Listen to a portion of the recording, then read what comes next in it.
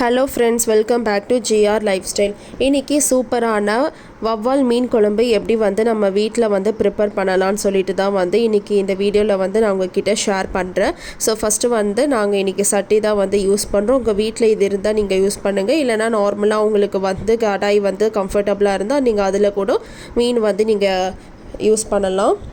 இப்போ இது நல்லா காஞ்சதுக்கு அப்புறமா ஒரு 5 ஸ்பூன்லேருந்து 6 ஸ்பூன் நான் எண்ணெய் நான் ஆட் பண்ணுறேன். நான் என்ன எண்ணெய் யூஸ் பண்ணுறேன்னு பார்த்தீங்கன்னா நல்லெண்ணெய் தான் நான் இன்றைக்கி யூஸ் பண்ணுறேன். ஸோ நீங்கள் எந்த எண்ணெய் வேணாலும் யூஸ் பண்ணலாம். மோஸ்ட்டாக நல்லெண்ணெய் யூஸ் பண்ணிங்கன்னா உடம்புக்கு ரொம்ப நல்லது. இப்போ இந்த எண்ணெய் நம்ம காயணும். இது ஒரு 2 நிமிஷம் வெயிட் பண்ணுங்கள். எண்ணெய் நல்லா காயணும். காஞ்சதுக்கு அப்புறமா தான் நெக்ஸ்ட்டு நம்ம கடுகு ஆட் பண்ணணும். இப்போ பாருங்கள், எண்ணெய் ஊற்றிட்டேன். இப்போ நல்லா காயணும். ஸோ காயிற வரைக்கும் நம்ம வெயிட் பண்ணணும். இப்போ எண்ணெய் நல்லா காஞ்சிச்சு. இப்போ நான் நம்ம ஆட் பண்ணலாம். ஸோ ஃபஸ்ட்டு பார்த்திங்கன்னா 1/2 ஸ்பூன், அதாவது 1/2 ஸ்பூன் கடுகு நான் ஆட் பண்ணுறேன். கடுகு நல்லா எண்ணெயில் பொரியணும். ஸோ அது பொரியிற வரைக்கும் நம்ம வெயிட் பண்ணணும். இப்போ பாருங்கள், எண்ணெய் எப்படி ஃபுல்லாக ஃபார்ம் ஆகுது கடுகில். இப்போ இந்த ஸ்டேஜில் 1/2 ஸ்பூன் வெந்தயம் நம்ம ஆட் பண்ணணும். இப்போ 1/2 ஸ்பூன் சீரகம் நம்ம ஆட் பண்ணணும். இன்னும் கொஞ்சமாக நான் சீரகம் ஆட் பண்ணுறேன். இப்போ இது எண்ணெயில் இந்த மூணுமே நல்லா பொரியணும். இப்போ பாருங்கள், எண்ணெயில் எப்படி நல்லா பொரியுது.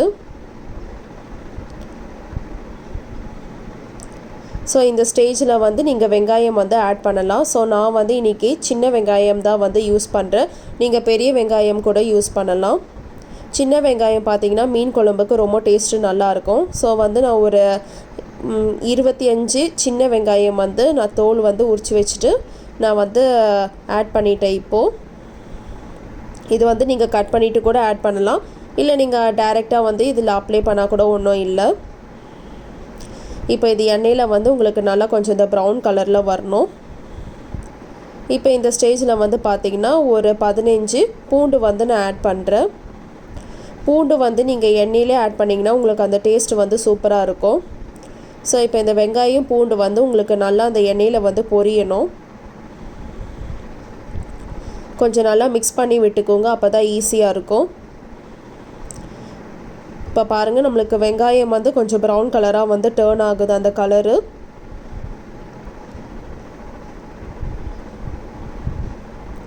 இப்போ நம்மளுக்கு கொஞ்சம் ப்ரௌன் கலராக வந்துடுச்சு. இப்போ கருவேப்பிலை நீங்கள் வீட்டில் இருந்ததுன்னா அது கூட நீங்கள் டைரெக்டாக அப்ளை பண்ணிடலாம். நம்ம லாஸ்ட்டில் தான் கருவேப்பிலை அப்ளை பண்ணணும்னு இல்லை. நீங்கள் வெங்காயம் அப்ளை பண்ணும் போதே நீங்கள் கருவேப்பிலை ஆட் பண்ணிடலாம். இப்போ நம்மளுக்கு தக்காளி, வீட்டில் தக்காளி இருந்ததுன்னா நீங்கள் ஆட் பண்ணிக்கலாம்.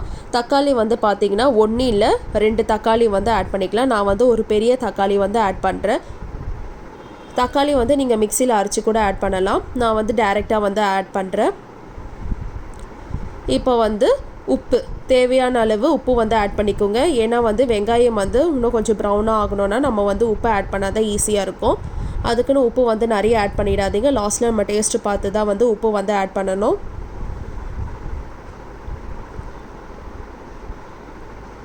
இப்போ தக்காளி நான் இன்னும் ஒரு 2 தக்காளி எடுத்து மிக்சியில் அரைச்சி வச்சுட்டேன்.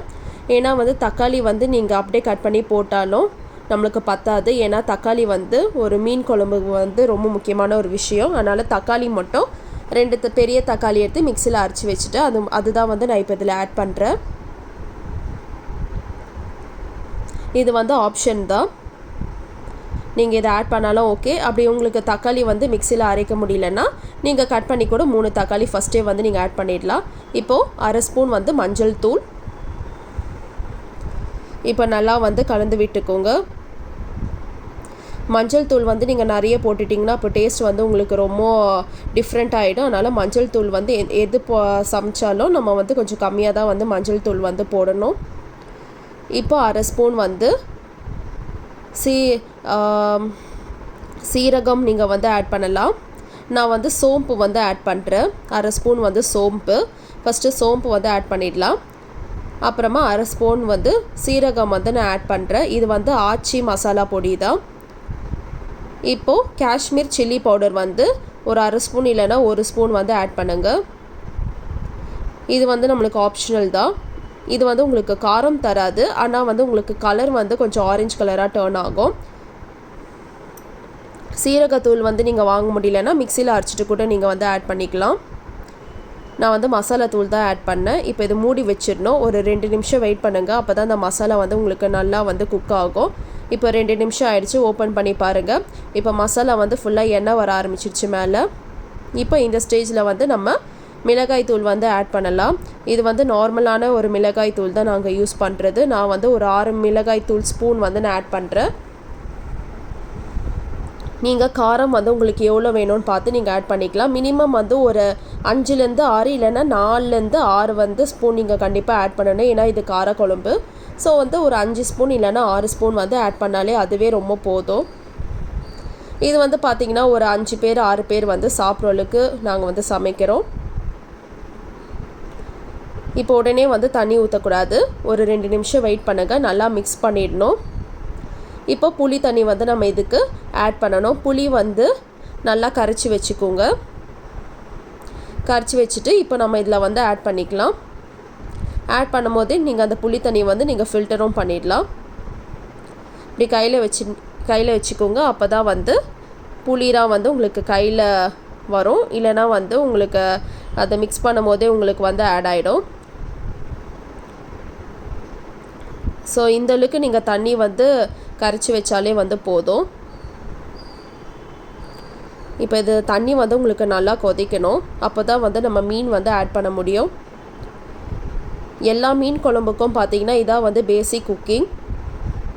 நம்ம எவ்வளோ வந்து இன்க்ரீடியன்ட்ஸ் வந்து ஆட் பண்ணுறோமோ அந்தளவுக்கு உங்களுக்கு வந்து அந்த ஹோட்டலில் சாப்பிட்ற மாதிரி ஒரு டேஸ்ட் வந்து கிடைக்கும். அவ்வளோதான். சட்டியில் சமைச்சா வந்து இன்னும் டேஸ்ட் வந்து ஒரு 10% அதிகமாக இருக்கும். இப்போ நல்லா வந்து நம்ம மிக்ஸ் பண்ணி விட்டுட்டோம். இப்போ அதுக்கு தண்ணி வந்து நல்லா கொதிக்கணும். ஸோ இது வந்து நம்ம மூடி வச்சிடலாம். இது வந்து ஒரு 30 மினிட்ஸ் வந்து வெயிட் பண்ணுங்கள். ஏன்னா தண்ணி வந்து நல்லா கொதிக்கும் போது தான் நம்ம மீன் வந்து ஆட் பண்ணணும். இல்லைனா ஆட் பண்ண முடியாது நம்மளால். இப்போ 30 நிமிஷம் வந்து முடிஞ்சிருச்சு. இப்போ நான் ஓப்பன் பண்ணி பார்க்குறேன். இப்போ பாருங்கள் தண்ணி எப்படி நல்லா கொதிக்குதுன்னு பாருங்கள். இந்தளவுக்கு நமக்கு பபிள்ஸ் வந்து மேலே வரணும். அப்போ தான் வந்து நம்ம மீன் வந்து ஆட் பண்ண முடியும். ஸோ இந்த ஸ்டேஜ் வர வரைக்கும் நம்ம வெயிட் பண்ணணும். இப்போ நாங்கள் வாங்கி வச்சிருந்த மீன் வந்து இதில் ஆட் பண்ணுறேன். நான் முன்னாடியே சொன்னேன் நான் வவ்வால் மீன் தான் வந்து இன்றைக்கி குழம்பு வைக்கிறேன்னு. இப்போ பாருங்கள் ஒரு மீனாக வந்து நீங்கள் ஆட் பண்ணணும். எல்லா மீனும் வந்து அட் அ டைம் வந்து நீங்கள் ஃபுல்லாக ஆட் பண்ணிங்கன்னா அப்போது வந்து உங்களுக்கு எல்லாமே வந்து மீன் பக்கத்தில் இருக்கும். ஸோ வந்து தனித்தனியாக வந்து நீங்கள் மீன் வந்து ஆட் பண்ணிக்கலாம். மீன் தலை கூட இதில் ஆட் பண்ணிக்கலாம். ரொம்ப நல்லாயிருக்கும். இப்போ பாருங்கள் நான் ஒரு மீனாக வந்து ஆட் பண்ணுறேன். இப்போ லோ ஃப்ளேமில் வச்சுட்டு நீங்கள் மீன் வந்து ஆட் பண்ணிக்கலாம். ஹை ஃப்ளேமில் வேண்டாம். இப்போ எல்லா மீனும் நான் ஆட் பண்ணிவிட்டேன். இப்போ நான் இதை மூடி வச்சுட்டேன். இது வந்து ஒரு 30 நிமிஷம் வந்து 20லேருந்து 30 நிமிஷம் வந்து நல்லா குக் ஆகணும். இப்போ நான் ஓப்பன் பண்ணி பார்க்குறேன். இப்போ பாருங்கள் சூப்பரான வவ்வால் மீன் குழம்பு வந்து நம்மளுக்கு ரெடி ஆகிடுச்சு. இப்போ மீன் பாருங்கள் எவ்வளோ சூப்பராக இருக்குது. இந்த ரெசிபி பிடிச்சிருந்தா உங்கள் வீட்டில் வந்து ட்ரை பண்ணி பாருங்கள். அப்படியே நம்ம சேனல் வந்து உங்களுக்கு பிடிச்சிருந்தா லைக் பண்ணுங்கள், சப்ஸ்கிரைப் பண்ணுங்கள், ஷேர் பண்ணுங்கள். இதே மாதிரி சூப்பரான நான்வெஜ் அண்ட் வெஜிடேரியன் ரெசிப்ஸ் எல்லாமே வந்து நான் உங்களுக்கு ஷேர் பண்ணுறேன். அது தென் பாய்.